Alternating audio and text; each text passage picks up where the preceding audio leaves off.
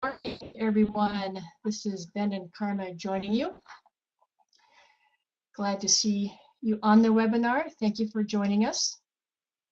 This is our last webinar. I think we looked back on the calendar. We started these, I think, in late July and have gone through the book, wrapping it up this morning. We certainly have enjoyed doing these with you. Just a couple of logistics before we get started. I think probably all of you have been on this webinar before at some time. So just as a reminder, we have the chat box at the top right. And as you know, we love interaction. We love hearing your thoughts, questions, comments. We encourage you to participate by at the bottom of that checkbox, there's a little write a message area. Type your message in there, click send, and Ben and I will see that at our end. And we'll certainly respond accordingly. And I think that's it. Hopefully you're hearing us okay. The last chapter that we're covering in the book is called Honing It Down. I think it's a great summarization of maybe how to move forward. It's kind of like a springboard on moving forward from what we've talked about as we have gone through the chapter. Ben and I were discussing how do we want to discuss this morning? How do we go through this chapter? And I think what we're going to do is there's a lot of points. I think we have 8 different points in this chapter, just kind of summarizing thoughts and ideas on how to live out what we have talked about. So I think we're just going to go through point by point. And before we get started, anything you want to add, Ben, before we start going through those points? You know, we'll probably cover it as we go through it. I'm sure that'll be the case, but we would really like any response that you possibly have that you would like to place in here. We'd like that response. And I think Karma has an easy way as well on some of that this morning. Yeah, what we talked about, and I know sometimes from your end, if you're joining us by the computer, which most of you do, it takes a while to type in your thoughts. And so we certainly encourage you, as we go through these points by point, since it is that method, since we're doing it this way this morning, if you want us to expand on a point beyond what we are or what we don't expand on, just type a quick plus sign in the chat box there and send that off to us. And when we see a plus sign, we'll know that we want to spend a little bit more time on that point, and we'll expand as there is interest in expanding on a point. And if you have a specific question that we don't hit as we expand on it, feel free to type that in and send it across. So we'll try that and see how that works. So let's go ahead and start going through those points. You know, I think before we jump into the point, I'm going to kind of just introduce it by reading that first chapter, and you're welcome to follow along if you have your books. If a person or a group of people wanted to follow Jesus and feel like they had really succeeded in their attempt, it would seem to me that simplicity would be essential. Accomplishing it would need to lie within the natural ability of all who desired it. Here in a nutshell are my first thoughts on what we would need to know and do. So these are the points that Ben has come up with as far as simply living out Jesus to the rest of the world. So let's dive into each of these points. And some of these will expand on more than others. Again, if you want to hear us talk more about a specific point, just do a plus sign and we'll dive into it a bit deeper. Point 1, our purpose lies with God's help in making earth like heaven. I think it's kind of self-explanatory of making earth like heaven, making this world seem more like heaven to those around us. Point number 2, God believes in every man, woman, and child that walk this world he loves. He longs for us to believe in and love him as he does us. He longs for us to love each other in the same way. And as Ben and I were discussing this point earlier this morning, that's number 2 is foundational, isn't it? If we have these beliefs that God loves us, if we have these beliefs that he wants us to believe in him and love him as he does us, that's coming from the heart. And we have to believe that inside of us to actually be able to live this out. More thoughts on that, Ben? Yeah, you know, maybe in all of this, Karma, as we're talking through, coming from the religious side of things, we have so long heard that um, salvation is this message that we're to give others so that they somehow mentally assent and even maybe fall in love with God as a secondary piece of this. But the first part of it is this idea that salvation is simply believing in Jesus. And and it seems really interesting to me that that particular piece I didn't even want to put in here because it seemed like it was a natural outcome of the rest of what we tend to almost belittle. We don't, when I say belittle, I don't think we intentionally belittle it in Scripture, but we certainly do not put it up there with this whole idea that the most important thing for people to do is to believe in Him. And that believing in him is something different than, and this whole idea of salvation to me is something far different than what we've taught in religious circles. So this first part of it, our purpose lies with God's help in making earth like heaven. I simply quoted there in many ways from the Lord's Prayer, what we often call the Lord's Prayer, where He teaches us to pray. And that that peace is so vital to us. Our Father, who art in heaven, hallowed be your name. Your kingdom come, your will be done on earth as it is in heaven. And that very expression, it's just this piece where Jesus is teaching us the Father's will is that earth be like heaven. And that very piece, it has become in my life more than just words of a prayer, but it has become this look into the heart of God, that He's wanting this place that He created people, that He put people in, that He loves these people that walk this earth, He believes in them, and He cares about them. Um, that He wants this place that we live to be like heaven. Your kingdom come, your will be done on earth as it is in heaven. It's just a remarkable piece. And then out of that, and not just out of that, but out of the entire expression of God in who Jesus, in sending Jesus to this world, is this wonderful, wonderful piece that He believes in us. And that gets expressed in the New Testament in numerous different ways. One is this: we love Him because He first loved us. I love that. I love that whole piece and that expression that Jesus didn't come into the world to somehow just try to get us to believe in Him. He is the expression of God's belief in us, in His love for us. He's that expression. And when He gives us that, then what happens back is almost this natural thing. And if we do the same, it's almost a natural thing back. That expression of love, when we communicate that, causes people to long for and want that in their lives. And they not only long for it and want it, but they give it back. They love Him back. What an interesting thing that is, because it accomplishes in so many ways way better than our mental believing in Him. This whole idea of, I believe in Him because He believed in me, does something for us. And I think that's what that second piece is. When He expresses things, it isn't that He's giving us commands any more than He is saying, this is how I think. And in that thinking, I'm hoping that you will think that way too. And so this expression that He gives us, that He tells us, uh, do unto others as you would have them do unto you, is that expression from His heart. God does to us what he would like to have done to him.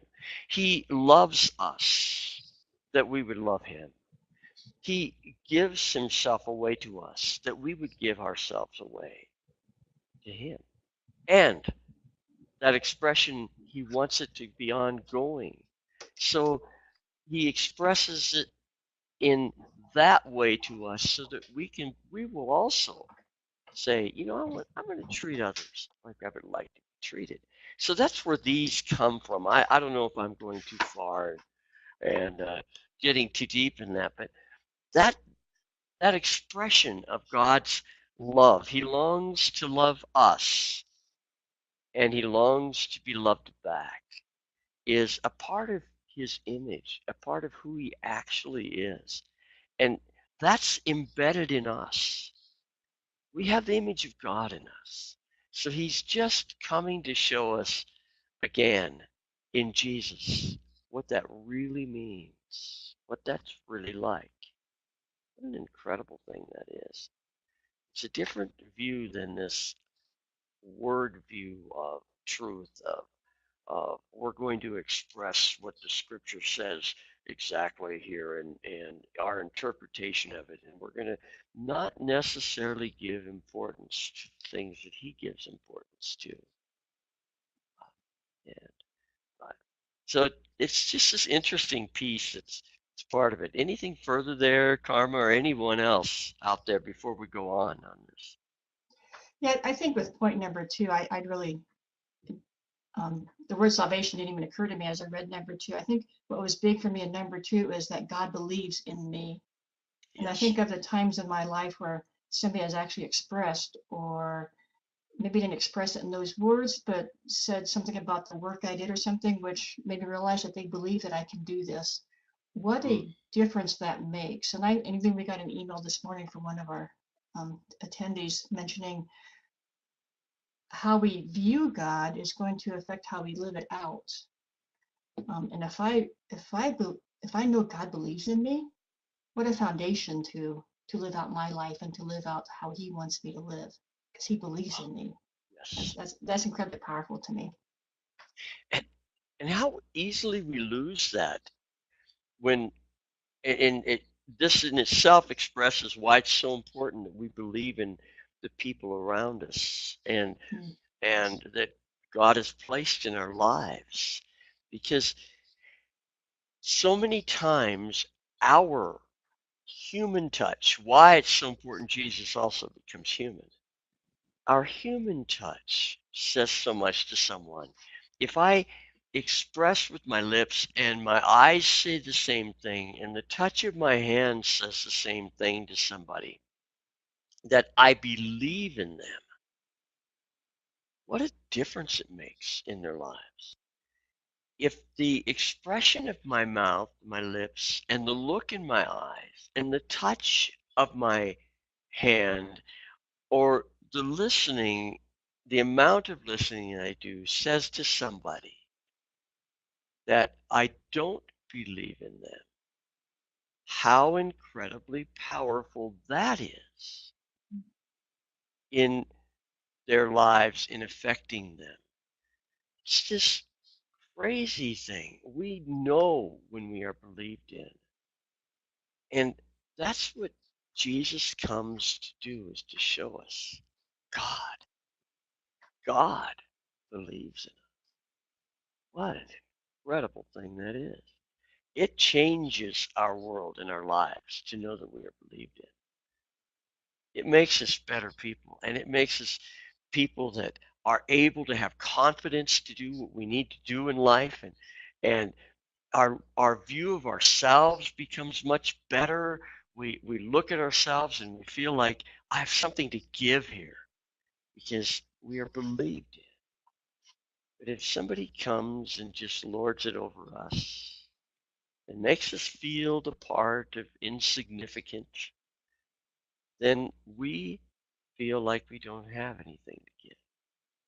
We don't have anything to offer. What an incredible thing. We become defensive on the inside. Everything changes.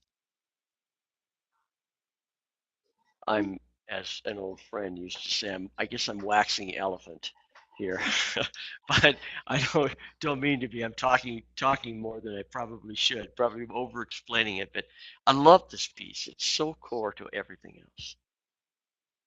And I think you've expressed the point number 3 a bit already, and have it mentioned how it's carried out. The way we carry this out is found in an inward look that produces an outward action. Treat others the way you would like to be treated. Yeah. How It's simply simple is that? yeah, Go ahead. it's simply sharing what God has done for us. Meaning he believes in me, so I can believe in others. He values others, so I can value others. He loves me, so now I can love others. Yeah. And the expression of that in Jesus is so unique. If I think of it as in that sense of if this is really God, Jesus is really God, and now he's in human flesh, and I look at his expression of this, I mean, he gives his life for me, but he shows me in the process, I may never die on a cross for others in that sense, physically, uh, loving them that way, but the expression of his life is that in every way. So when he sees that small little tax collector and who's up in the tree, his expression to him, his giving to him, I'm coming to your house, Zacchaeus, is is so vital and important. When he is with fishermen, the value he gives them, uh, when he's with his friends, the value he gives them, when he's with the Samaritan woman, or when he's with those that are partying with him and loving him and having fun together, the expression of value he gives them is something that we need to learn. And I think on the other side of things, um, and Paul, I'll speak to you within this because of the email this morning. I loved your the piece that you shared about the study, the Baylor study, university study, and the 4 types of religion that we have, the 4 ways we see God: the authoritarian God, the critical God, the distant and uninvolved God, or the benevolent God. And we seem to see God in one of these 4 ways. And I think it's so correct that the ones that tend to live in the world and give away to the world are the ones that see God as benevolent, because it wires our brain. It works within the, the whole structure of our brain, how we see him and how we believe in him. And I want to say in that I think it wires our brain whether we believe God believes in us. That wires our brain.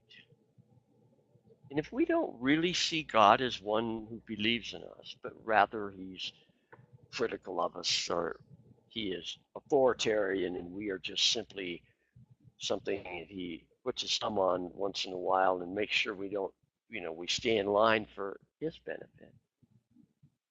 Or if we see him distant and uninvolved, it, it wires us differently.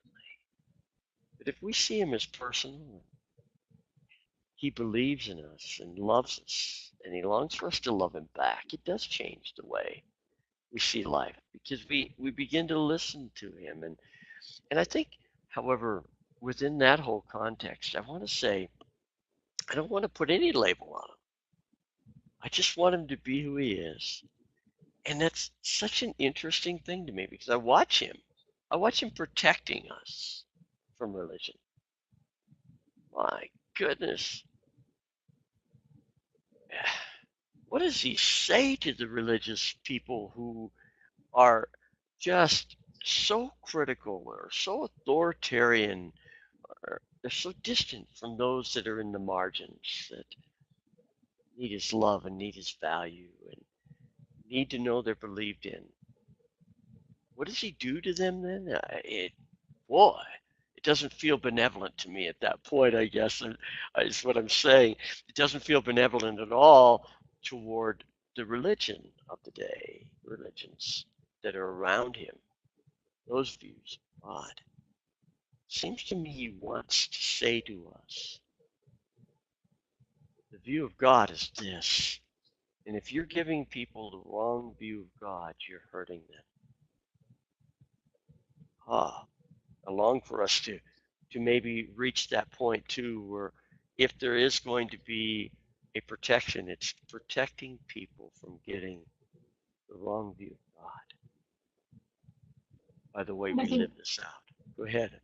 I think you've expressed the number 4 there is the example of God gives us of how he thinks and how this works is Jesus. And one of the other things we had mentioned, you kind of touched on it briefly, we had talked really deeply about this morning, was the wide range of emotions that we see coming from Jesus as you read his story in the Bible, from overturning the tables, the anger and the passion that came out to the gentleness and the love, excuse me, and the passion of Mary washing his feet. And that gives us permission to have the same emotions in the right scenarios. How interesting that is. We are created in his image, I believe, because we express those same things that he shows us in Jesus. What an incredible thing that is. Wow. Point number 5 is he promises that he will always be with us, and his spirit will direct the big endeavor of making this earth like heaven. It's also kind of foundational, promising that he's always with us. Sometimes too often we think we have to go searching for him or pray more or something, but he's right there, and he will show us how to do this. And this seems to be to me, the gist of this whole promise that he makes is he's about to leave us and go back to the Father, and he's with his disciples, and he's talking to Thomas, but then he's talking to all of them. And these are the two things that he seems to say constantly. I won't leave you, don't worry. My spirit will be with you. You will have my spirit in you. And we'll direct this whole thing, and there'll come a day that we'll be together again. But until that point, don't worry about it. I'm here with you. My spirit will be there. And I love that piece of it. Great. Yeah. The next point is, what will we face? Evil in all its forms. Evil from within, selfishness, addictions, unforgiveness, lies we believed about ourselves, loneliness. Evil from others, rejection, expectation, scorn. Evil from the world and nature, confusion, loss, disaster, abuse of power. And I love this list because when we think, well, I shouldn't say we, but when I think of evil, it's like murder. It's like obvious lying. It's like cheating on others. The evil ideas expressed in this point aren't those big items. It's unforgiveness. It's lies we believe about ourselves. It's loneliness. It's things that we've all experienced, and the rejection, the scorn of others, things that will want to hold us back from living out Jesus to the rest of the world. Wow. And I think in the expressing of that, to me, those are the things that hold us back. Yes, murder is included in that. The words like hatred are included in that. But I think those are sometimes concepts or big things that don't necessarily impact each one of us in the way we work day to day. Obviously, if you have been impacted by those big words the big words of evil that we look at and we see. Uh, yes, uh, that's within all of this. It's going to affect all of this. But what I wanted to get at here are the things that happen to us first from within. You know, every one of us wants to be selfish. And it isn't that um, all of our selfishness leads down a terrible path, but the course of our life needs to be selfless, needs to be giving to others, because it does something within us and it makes the world a better place. But selfishness can overcome selflessness at times, and becomes an evil in itself. Then addictions catch us unaware often, or unforgiveness because we've been hurt deeply, lies that we've believed about ourselves that others have told us that for whatever reason, all of these things are, we face them and they keep us from becoming who we could be. And the others, the evil from others, oftentimes the rejection, the expectations others place on us out of their own thinking or out of their own lives, the scorn that they give us from the world and nature, just loss,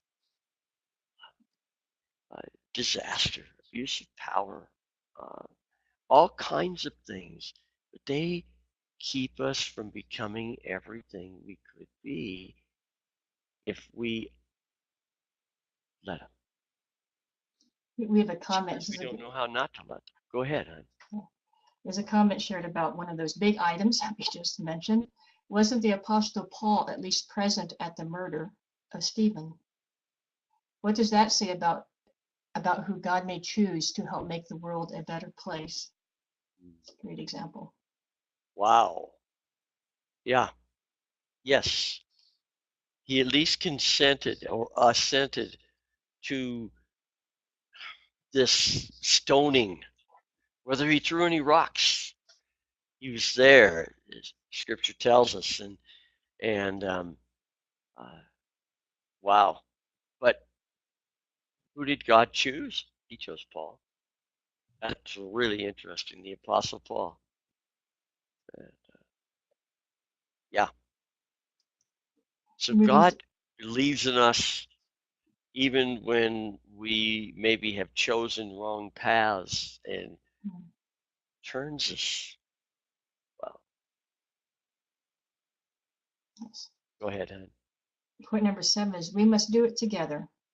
So we will be able to leverage our individual resources by teaming and consolidating them with the resources of others, so we might be able to support each other in overcoming anything that keeps us from our giving potential, giving courage to each other through truth, grace, and standing together, otherwise love. And I think this is a great it's like an example, explanation of how we overcome that evil that we just talked about, how we overcome those lies we believed. We encourage others. We tell them the truth about who they really are. If they're overcoming loneliness or overcoming rejection, we embrace them, we accept them. And that is helping them on their journey and on their path and doing this together. Wow. I just want to say this is the value of community is so powerful. I do not and never have believed in this idea that somehow we can overcome by ourselves. I think that the idea that we live in community is something that we must have. We must know that there are others around us who believe it. We must have the touch of warmth and the lips that speak grace and truth to us, and the ears that hear and listen to what we have to say, and the eyes that speak love and care and trust and belief.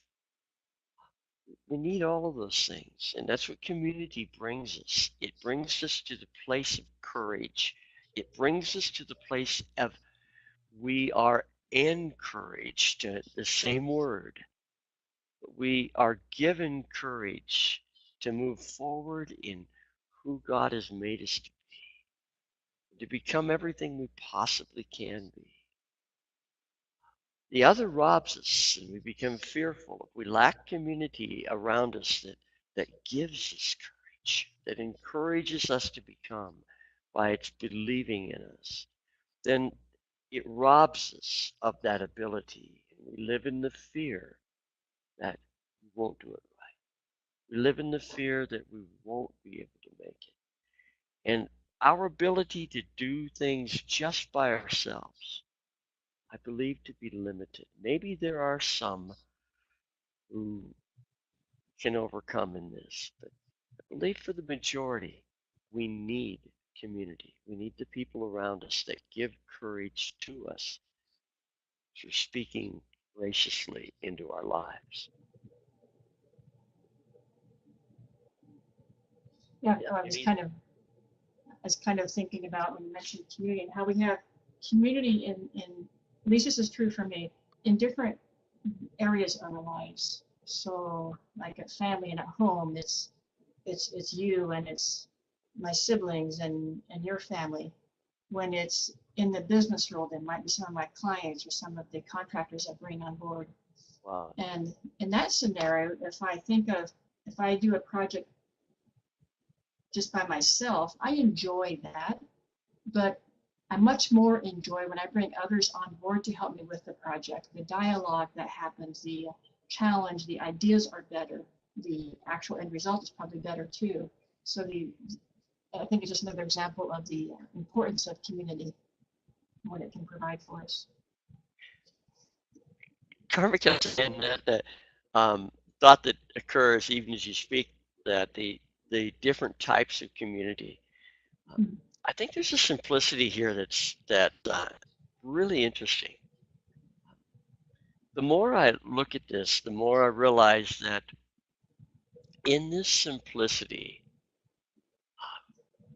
is an instruction of sorts. It instructs us in the simplicity of living in community where we believe in each other and we give courage to each other to overcome things that stop us from becoming all that we could be.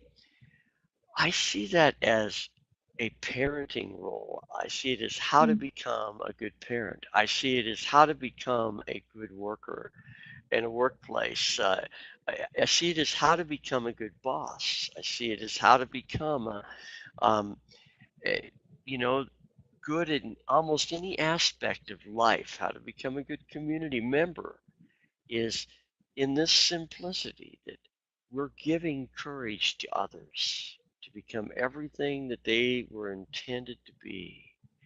And we're enabling each other. And so it helps us to see how to become good in our parenting role or our being a boss role or being a worker or whatever it would be. I think that simplicity takes us a long ways in each area.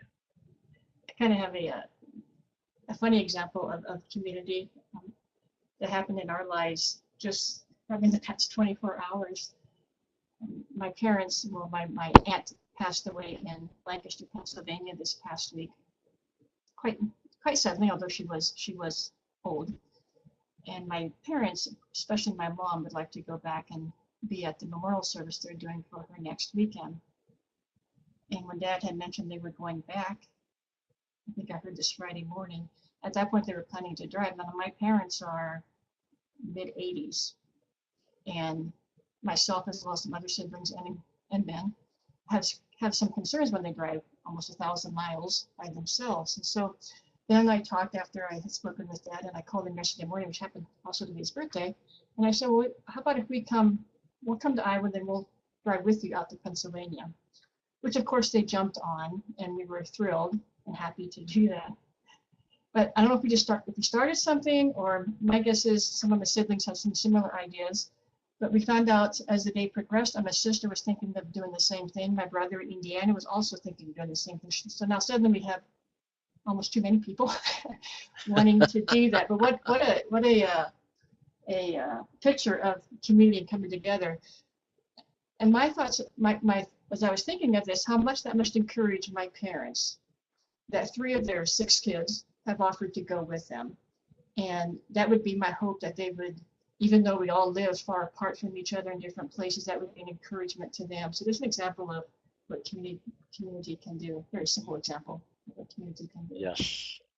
Point Yes. number 8, and the last point that was mentioned in this chapter, is what is the contribution each one is to bring? Who we are, our talents, strengths, passion, skills, and resources. The purpose of the whole is to extend, expand, and enable which each individual brings. The whole is the creating well that God's Spirit will draw from to bring good news to some parts of the world. And I think that the thing that really stands out about this last point is what you mentioned there first. We bring just who we are. We don't have to go out there and be somebody else. We just bring who we are and who God designed us to be. Wow. And Karma, and for each one out there this morning, I love this piece, and I'm not even sure how to make it clear. But this whole piece of each one of us brings exactly who we are. Then working in community with the encouragement of others, and each one um, supporting the other in what they're doing, and maybe bringing another piece of the pie to it, to a single mother that um, maybe just needs our help to get through school, and provide babysitting, and maybe just good meals, and those type of things. Uh, what that brings, or to a village someplace that needs some agricultural equipment, and maybe some teaching and farming, and maybe needs somebody that has some skills in uh, bringing water to the table for them, and all of those things. When we start looking at what we bring, our communication skills, maybe our high tech skills, or whatever it is, maybe it's a smile on our face, maybe it's the uh, hand that's held, or the listening ears. But when we bring it together, what it does to bring good news to people is absolutely amazing. I I can't even imagine. I look at the incredible amount of skills there are in this world, and strengths there are in this world, and I think, my, if we each were encouraging the other to make the world better with these, what an incredible place this would be to live. It would be good news to so many people, because it would just come right down to where they live. It would be encouraging. I know from experience that what will happen is this interesting thing. When people feel encouraged by others, they will want to be involved in encouraging others. Experience that over and over. Can I help the next time? When maybe it's just in loss, somebody comes to their door and says, we'd just like to make sure that for a little while you don't have to worry about fixing meals. I just want to be there for you. And after it's all said and done, they would call and say, can we help with that next time? And that was during times when I was inside the church, and they would they would say, "We know we're not a part of your church, but could we help you do that?" And we'd say, "Oh yes, that would be awesome." And it's interesting how that works in people, and how that very peace give, and it shall be given unto you, just it keeps going on and on and on. I'm talking too much. There we are. But I hope it sums up, and I hope it creates conversation. Any other comments? I just want to share another example of community, and especially this time of year is when the Christmas season. And this comes from another family member that happened to post this on Facebook. I have a sister-in-law who teaches ESL, English as a second language, to her within the community that they live in Charlotte, North Carolina. So she posted a picture on Facebook last evening. She had her ESL friends show up at their house, and they celebrated a meal together and celebrated Christmas together. Listen to the list of countries that were represented in this gathering to celebrate Christmas. They had people from Bulgaria, from the Ukraine, from Japan, from China, Korea, and Iran. What that's just incredible to me, of all these different ethnicities and nationalities coming together in one place. And simply she has the gift of hospitality, obviously, and my brother gets too. So they're just being themselves, and they're changing the world within their own little house in Charlotte, North Carolina. Yes. That's an incredible example, isn't it? And what's she doing? It's helping them with their English skills because they're here in this country. And and what an incredible thing. She's gifted at that. And she brings that to the table. And what a fun thing to see that picture. I saw it as well, of course, and what a fun thing to see it and see what effect it has when we live this way as Jesus taught us. And I think I share that as an example of just she's just being who she is. And hope that that's an encouragement to all of us, is we just need to be who we are. Yes. And I may not have a gift of hospitality, but I can listen well. And so we each have our strengths that we can certainly share with the world and make a difference. Any other thoughts or comments out there? We certainly enjoyed this morning. It's a little bit different than what we often do, going back and forth, but it's certainly been fun to hear your thoughts as well.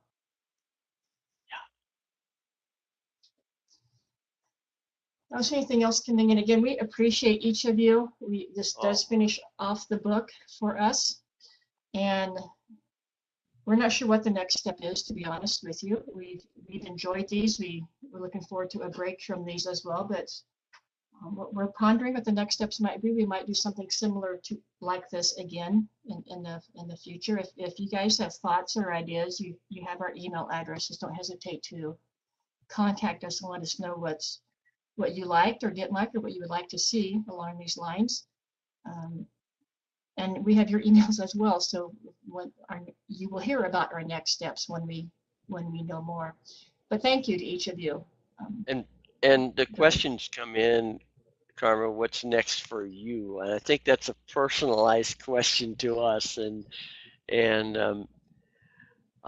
I think my answer to that is I don't know. I don't know. There are lots of things inside that I want to talk about. There's lots of things, places I would like to go with all of this, but I don't know how to get there. I'll be real honest with you. You know, I have felt like there are pieces inside that I haven't been able to talk to